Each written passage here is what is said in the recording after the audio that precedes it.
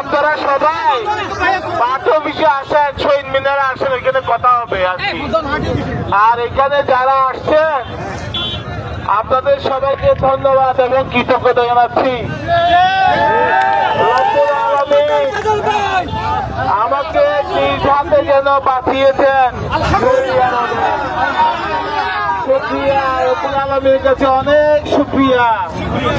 তিনি আমাকে নতুন জীবন দিয়েছেন, তিনি আমাকে অতিরিক্ত জীবন দিয়েছেন, আমাকে জীবন দিয়েছে যাতে আপনাদের সেবা করতে পারি। রাজনীতি করলে নানা রকম ঝামেলা থাকবে, নানা সমস্যা থাকবে, কিন্তু ইনশাআল্লাহ আমরা সকলেই মিলে এই ঝামেলা, এই সমস্যার ইনশাআল্লাহ আমরা সমাধান করবো এবং উত্তর ইনশাআল্লাহ আমরা অবশ্যই তৈরি হব। আপনারা যে আমাকে ভালোবাসেন, পছন্দ করেন আমি যাই, কিন্তু আপনারা যে আমাকে এত ভালোবাসেন এটা আমি জানতাম না।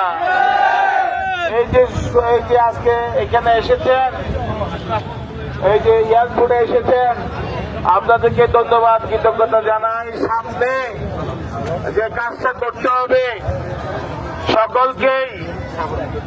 আগামী ফেব্রুয়ারিতে নির্বাচন হবে, ওই নির্বাচনে বাংলাদেশের সবচেয়ে বেশি বুড়ে যাতে আপনারা নির্বাচিত হতে পারেন সেই লক্ষ্যে কাজ করতে হবে। আপনারা গ্রামে কাজ করতে হবে, আপনারা শহরে কাজ করতে হবে এবং আপনারা নিজ উদ্যোগে ভালোভাবে কাজ করতে হবে।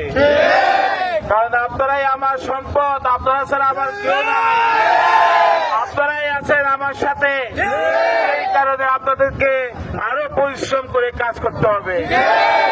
আর নতুন 5ই আগস্টের পর নতুন বাংলাদেশ, এমন কোন কাজ করবেন না যাতে জনগণের ক্ষতি হয়, জনগণ যাতে সাফার করে, জনগণ যাতে মন খারাপ করে, জনগণ যাতে কোনো সমস্যা হয়, জনগণ এই ধরনের কোনো কাজ করবেন না। কারণ আপনাদের উপর নির্ভর করে ধানের শীষের ভোট, আপনাদের উপর নির্ভর করে তারেক রহমানের প্রধানমন্ত্রিত্ব হওয়া, এমপি হওয়া, মন্ত্রী হওয়া।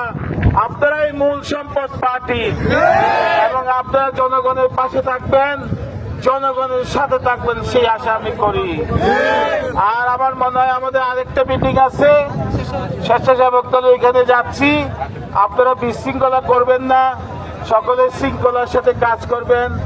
আমি আবারও অভিভূত, আপনারা যে হাজার হাজার মানুষ আমাকে বরণ করতে এসেছেন, আমি এই বরণ চাইনি, কিন্তু আপনাদের এই স্বতঃস্ফূর্ততা, এই ভালোবাসা, এটা আজীবন আমি ঋণী হয়ে থাকলাম।